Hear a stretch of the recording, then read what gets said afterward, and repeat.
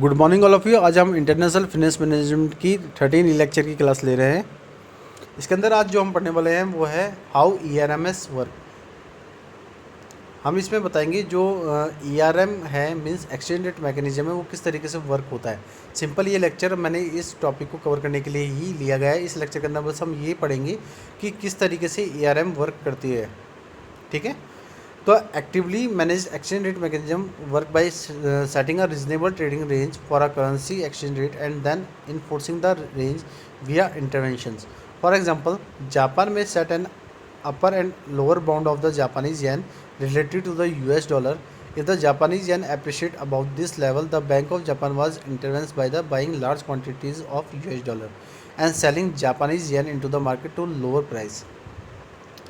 अगर हम ERM की बात कर रहे हैं, जो एक्सचेंज रेट मैकेनिज्म है वो किस तरीके से वर्क कर रहा है, तो ये जो ERM है ये वर्क करता है जब हम किसी पर्टिकुलरली करेंसी के एक्सचेंज रेट को मैनेज करते हैं या उसको हम रीजनेबल ट्रेडिंग रेंज के अंदर डालते हैं, और जो भी रेंज होती है वो हमारे इंटरवेंशन पे डिपेंड करती है, इन्फोर्स करती है। अगर इसको मैं एग्जांपल के तरीके से बताऊं तो जैसे जापान है, जापान जो है उसने अपनी जो भी जापानी येन है, जो जापानी करेंसी है येन, उसको अपर और लोअर बाउंड पे सेट कर दिया है। किसके रिलेटिव में? US डॉलर के रिलेटिव में। तो जो जापानी येन है वो अप्रिशिएट करेगा इस लेवल को, तो जो बैंक है जापान के अंदर वो इंटरवेन करेंगे कि वो लार्ज क्वांटिटी US डॉलर की बाई करें और जो जापानीज़ येन है उनको मार्केट के अंदर सेल करें लोअर प्राइस के अंदर। Other tool can be used to defend exchange rate include tariffs and quotas, domestic interest rate, monetary and fiscal policy, or switching to floating ERM. These strategies have mixed effects and reliability depend on the situation. For example, raising interest rates can be an effective way to increase a currency valuation, but it's difficult to do if the economy is performing well.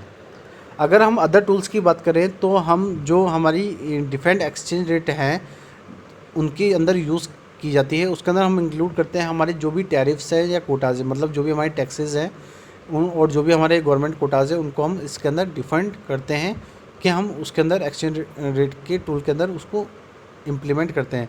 और जो भी हमारे domestic interest rate होती हैं या जो भी हमारी मॉनेटरी और फिजिकल पॉलिसी होती है उनको डिफेंड करने के लिए ये टूल यूज़ किया जाता है ERM। जो स्ट्रेटजीज होती हैं जो इफ़ेक्ट करती है हमारी सिचुएशन को या डिपेंड करती हैं, तो वो उसके लिए यहाँ पे ERM का यूज इसको इफ़ेक्टिव तरीके से यूज़ करने के लिए होता है जब हम किसी करेंसी का एक्सचेंज कर रहे हैं। तो अगर हम एग्जांपल के कंडीशन में पढ़े इसको, तो जो हमारे इंटरेस्ट रेट जो रेज़ हो रहे थे वो इफ़ेक्टिव वे थे कि करेंसी की वैल्यूएशन को इंक्रीज़ करने के लिए। लेकिन इसके अंदर डिफ़िकल्टी कब आई? जब हमारी इकोनॉमी परफॉर्म कर रही थी बहुत अच्छे तरीके से। जब हमारी इकोनॉमी परफॉर्म कर रही थी अच्छे तरीके से, तो उस कंडीशन में जो भी इंटरेस्ट रेट थी वो रेज़ हो गई। तो जो इंटरेस्ट रेट जो रेज़ हुई तो उसका जो करेंसी का जो वैल्यूएशन था वो भी धीरे धीरे इफ़ेक्टिवली इंक्रीज़ होने लगा। तो ये जो कंडीशंस है, तो ये जो कंडीशन मैंने यहाँ पे बताई है आपको कि जो इकोनॉमी है हमारी, वो हमारा एक फैक्टर है जो कि इकोनॉमिक फैक्टर है जो कि ERM को बताता है कि किस तरीके से उसको आगे वर्क करना है, किस तरीके की इकोनॉमी, किस तरीके के मार्केट कंडीशन पे उसको वर्क करना है, जिससे जो हमारी करेंसी की जो वैल्यूएशन है उसका हम एक्यूरेट पता लगा सकते हैं या एस्टिमेशन लगा सके। Since central banks can print their own domestic currency to theoretically unlimited quantities, most traders respect the limits of fixed and semi-fixed ERMs. There are some famous cases of these fixed or semi-fixed ERMs falling through, including George Short's famous run of the Bank of England. In this instance, the traders might utilize leverage to make enormous bets against a currency that make intervention too expensive for central banks to undertake without causing significant inflation. अगर हम central bank की बात करें तो ये print करती है हमारी डोमेस्टिक करेंसीज़ को। जो सेंट्रल बैंक होती है उसके पास ये अथॉरिटी होती है कि वो डोमेस्टिक करेंसी को प्रिंट करे, तो वो अनलिमिटेड क्वांटिटी के अंदर अगर प्रिंट कर देती है तो ट्रेडर्स उस रेस्पेक्ट में अपनी जो लिमिट है उसको फिक्स कर देते हैं, सेमी फिक्स कर देते हैं ERM के अंदर। तो अगर हम कुछ केस पढ़ें तो जो एक जॉर्ज सोरस थे, जो फेमस थे बैंक ऑफ इंग्लैंड के अंदर, उन्होंने इस कंडीशन के अंदर, जो बैंक ऑफ इंग्लैंड था, उन्होंने क्या किया था कि अनलिमिटेड क्वांटिटी के अंदर डोमेस्टिक करेंसी को इशू कर दिया था, और उसके अंदर फिक्स्ड और semi fixed ERM means exchange rate mechanism डाल दिए थे। तो उससे क्या हुआ था कि जो करेंसी की जो वैल्यू थी वो धीरे धीरे डाउन होने लगी इंग्लैंड की। तो इसके इन्हेंस में जो ट्रेडर्स होते हैं वो इसके लिवरेज को यूटिलाइज़ करते हैं, और वो करेंसी के बिहाफ पे बेट लगाते हैं कि जो भी इंटरवेंशन है, कि जो करेंसी है वो आगे जाके एक्सपेंसिव हो जाएंगी। जो सेंट्रल बैंक्स करने वाला है उसके अंडरटेक में वो ये कॉज से बचते हैं कि जो इन्फ्लेशन जैसी हमारी इकोनॉमी के अंदर जो फैक्टर है वो आ जाए।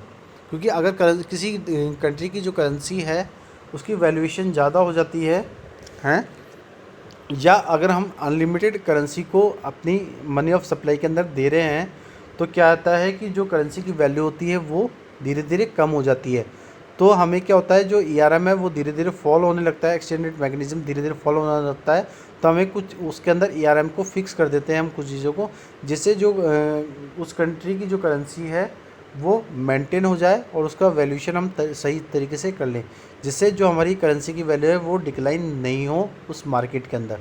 तो ERM हमें ये प्रोसेस बताता है, ये उसके अंदर वर्क करता है कि हमें किस तरीके से एक मार्केट के अंदर स्टेबल होके किस तरीके से हमें करेंसी का वैल्यूएशन करना है, और किस तरीके से हमें एक्सचेंज, जो हमारी एक्सचेंज रेट है उसका एस्टिमेशन करना है, जिससे कि जो मार्केट स्टेबिलिटी है वो बनी रहे, इकोनॉमी है वो स्टेबल बनी रहे, और करेंसी की वैल्यू आगे जाके फ्यूचर के अंदर इंक्रीज हो। तो ये लेक्चर के अंदर हमने किस तरीके से ERM वर्क करता है उसके बारे में हमने एक शॉर्ट नोट इस टॉपिक के अंदर क्लियर किया है। तो आज के लिए इतना ही। Thank you so much and have a nice day.